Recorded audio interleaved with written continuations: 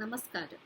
നിങ്ങളിൽ എത്ര പേര് വഴിയിലൂടെ യാത്ര ചെയ്യുമ്പോൾ കുന്നുകൂടി കിടക്കുന്ന മാലിന്യങ്ങളുടെ മണം സഹിക്കാൻ വയ്യാതെ സൈഡിലൂടെ, ഇതൊക്കെ കേരളത്തിൽ സാധാരണമാണെന്ന് പറഞ്ഞ് നടന്നു പോകാറുണ്ട്? നിങ്ങളിൽ എത്ര പേര് ബൈക്കിലും സ്കൂട്ടറിലും ഒക്കെ യാത്ര ചെയ്യുമ്പോൾ കാറിൽ നിന്നും ബസ്സിൽ നിന്നും ഒക്കെ എറിയുന്ന മാലിന്യങ്ങൾ കാരണം ബുദ്ധിമുട്ട് അനുഭവിക്കാറുണ്ട്?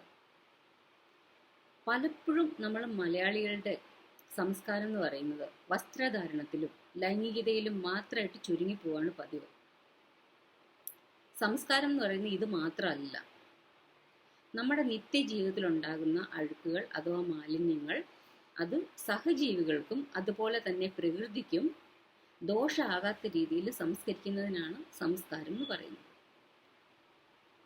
ചില മലയാളികളെങ്കിലും നമ്മുടെ വീട്ടിൽ മാലിന്യങ്ങൾ പ്രോപ്പറായിട്ട് സംസ്കരിക്കാറുണ്ട്.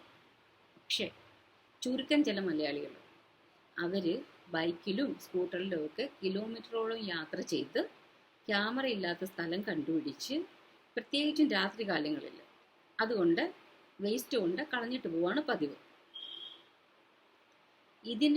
ഇതെന്തുകൊണ്ട് അവരവിടെ ഇടുന്നെന്ന് അന്വേഷിക്കാത്തതും അതിനൊരു പ്രോപ്പറായിട്ടുള്ള പരിഹാരം കണ്ടുപിടിക്കാത്തതും ഇതിനെ ചോദ്യം ചെയ്യാത്തതും ഒരു സംസ്കാരം ഇല്ലായ്മയാണ്.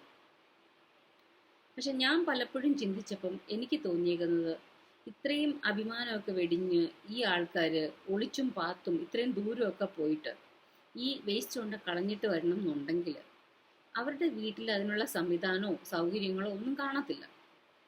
അപ്പം ഇങ്ങനെയുള്ള ആൾക്കാരെ പിടിച്ച് നമ്മൾ നിർത്തി ഇവിടെ ഇടരുത്, അവിടെ മാലിന്യം ഇടരുത് എന്ന് പറഞ്ഞതുകൊണ്ടൊന്നും പരിഹാരം ആവുന്നില്ല.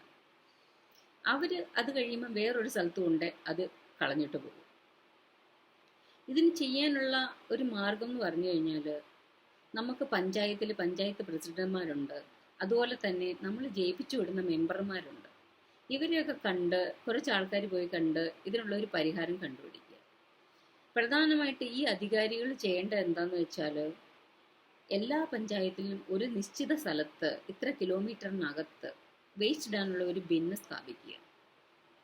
ഈ വേസ്റ്റ് ബിൻ സ്ഥാപിച്ചതിന് ശേഷം അങ്ങ് വെറുതെ പോരുത്, അതൊരു നിശ്ചിത സമയത്തിനുള്ള അതിനകത്തുള്ള വേസ്റ്റുകൾ എടുത്തുകൊണ്ട് കളയാനുള്ള ഒരു സംവിധാനം കൂടെ അവരൊപ്പിക്കണം. ഇല്ലെങ്കിൽ ആ വേസ്റ്റ് അവിടെ ഇരുന്ന് കുമിഞ്ഞുകൂടി ഈച്ചയും കൊതുകും ഒക്കെ വന്ന് പല അസുഖങ്ങളും ആ ഏരിയയിൽ പരത്താനുള്ള സാധ്യതയുണ്ട്. പലപ്പോഴും നമ്മുടെ കേരളത്തിൽ അങ്ങനെ പല സാധനങ്ങളും തുടങ്ങിയിട്ട് ഇങ്ങനെ ഇട്ടിട്ട് പോകുന്നൊരവസ്ഥയാണ് കണ്ടുവരാറുള്ളത്. ഇനി നമ്മൾ വേറെ ഇന്ത്യക്ക് വെളിയിലുള്ള രാജ്യങ്ങളിലൊക്കെ സഞ്ചരിച്ചിട്ടുള്ളവരാണെങ്കിൽ നമുക്കറിയാം, അവിടുത്തെ വീടുകളുടെ സമീപത്ത് തന്നെ വേസ്റ്റ് ബിന്നുകൾ സ്ഥാപിച്ചിട്ടുണ്ട്.